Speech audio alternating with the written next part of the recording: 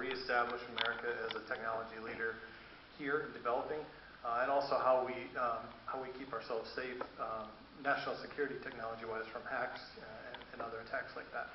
Well, when you said technology, I thought you were going to say what I was worried about 48 hours ago, which is how to get that PlayStation to work for my kids. The new one, I can't figure out how that whole thing, or that hoverboard that they got, which I cannot. Do you guys know what I'm talking about? These little hoverboards. I can't ride the thing. Can you guys, anybody here know how to ride one? I don't think it's made for adults. My kids learn it in a few minutes. Absolutely. We are the most innovative people in the world.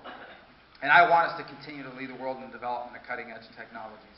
There are a couple things holding us back from it. Number one, believe it or not, and a lot of people don't associate this with technology and technological advances, is regulation.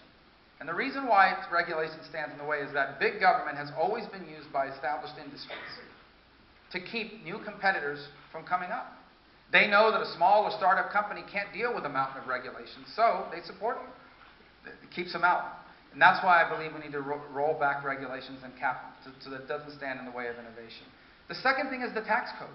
We have a tax code that encourages companies to leave the United States. We basically tell you, if you stay here and you do business here and you're headquartered in America, you're going to pay more taxes than you pay in Canada or Ireland or virtually any other developed country. So you are basically inviting them to leave, and that's why tax reform, especially on the business side, is so important. The third is making higher education more accessible. In particular, higher education and jobs that technology demand, because those are where the jobs are going to be created in the 21st century. We have an outdated higher education system. It is no longer enough to have a college degree. It's got to be the right degree. And what breaks my heart is people are borrowing thousands of dollars for a degree that doesn't lead to a job. So one of the things I want students to have is that before you take out a loan, you should be told how much people make when they graduate from that school with that degree. What that means is you're probably going to have a lot more people going into technical fields and a lot less people majoring in Roman philosophy. But that's the 21st century. The market for Roman philosophers has dramatically tightened over the last 2 decades. The other is competency-based learning. There's an extraordinary amount of learning now available on something called the internet, which Al Gore invented about 20 years ago. And what it means is that today you have more information available than ever before, and we are charging people to sit in a classroom and learn what they could have learned on their own, or what they might have learned through years of life experience or work experience or military experience. When I'm president, we're going to reform our financial aid laws to make competency-based learning even easier. And here's the third thing that people don't associate with technology: vocational training. I have had the opportunity, as I've run for president, to visit a number of manufacturing areas in this country. These manufacturing jobs are also high-tech jobs. You have to have a strong competency in technology to operate some of these 21st century machinery that now is out there. And we are not a country that we stopped doing vocational training about 30 years ago. When I'm president, I'm going to be the vocational education president. And that means you're going to have a lot of people learning skills while they're still in high school. We're going to open up financial aid so they can go to trade schools and vocational learning while they're still in high school, so that when they graduate, they are ready to work in a high-tech factory, in the tech sector, or any other industry that demands their labor. We need to train more people to be airplane mechanics and car technicians and welders, plumbers, pipe fitters. All of these things are dependent upon technology. There are a lot of other areas. I mean, I don't want to take up, there's so much to cover on this, whether it's wireless spectrum that's being crunched in this country, or other things that are protecting intellectual property that the Chinese continue to steal. You invent something, the Chinese hack into your computer, or they reverse engineer it, and you have no protection. There's so much work to be done. But here's what I know: the government's not going to lead the way in technology. The private sector is. We need to make America the best place in the world for us to continue to lead on technology and the jobs that it creates. And I will as president. Yes, sir. Go you and I. Yeah, you and I.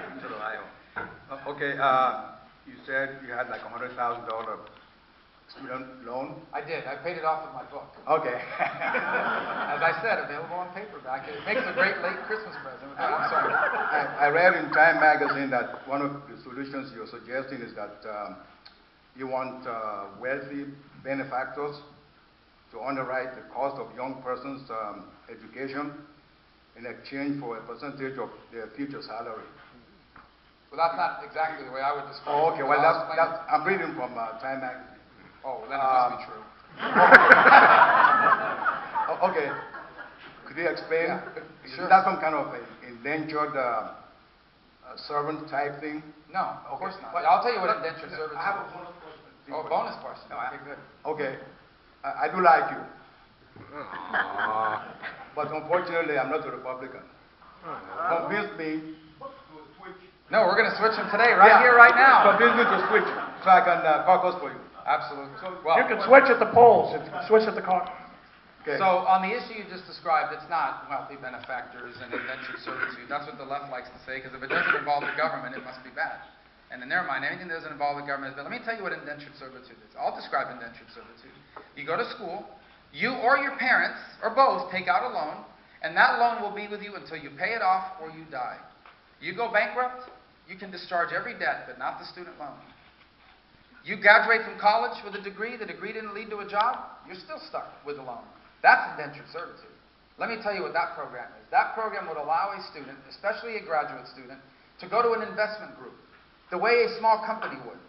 And you would convince them that your future is promising. I'm going to graduate and I'm going to be a physicist, the best physicist in the world. And I'm going to invent a lot of great things and lead the way in new technologies and make a lot of money, and they believe in your future. And so they pay your tuition. And in exchange, you pay them back a percentage of your income for a defined number of years. If you make a good living, if you become financially successful, the investment group makes their money back with a profit. And if you don't, they lost their money. Why is that better than a loan? Number one, because it expires at a date certain. Number two, because if it isn't a loan that sits on your credit report and ruins your credit rating. It's not for everyone. Not everyone would qualify for some of these things, but it is a lot better than a student loan. It is a lot better than a student loan, and in fact, Mitch Daniels, the former governor, now the president of Purdue University, wants his school to be the first school that uses this. This is a free market solution to tuition, and it allows a private investment group to pay your tuition in exchange for your percentage. By the way, a student loan is often a much higher percentage of your income than anything that you're ever going to see in one of these arrangements. Because when I graduated from school, my student loans were over $1,000 a month. They were the single largest item on my monthly budget for a very long time. And I assure you, they were a much higher percentage than this would ever be. As far as convincing you to be a Republican. Well, I don't want to convince you just to be a Republican. I want to convince you to be a conservative. And maybe you already are, and you just don't feel the Republican Party speaks to you.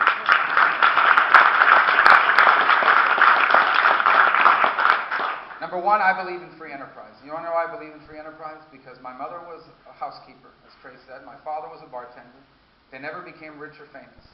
But the reason why they were able to leave their children better off than themselves is because free enterprise is the only economic model in the history of mankind where poor people can get richer without having to make rich people poorer. It is the only economic model in the world where everybody can be better off without anyone making anyone worse off. It is the only economic model in the history of the world where an employee can become an employer, where a worker can become an owner, and where people that don't want to be rich can still find a good-paying job that allows you to own a home, retire with dignity, and leave all four of your children better off than yourself. This is not a theory. I have 200 years of American history to prove it. And I have something else.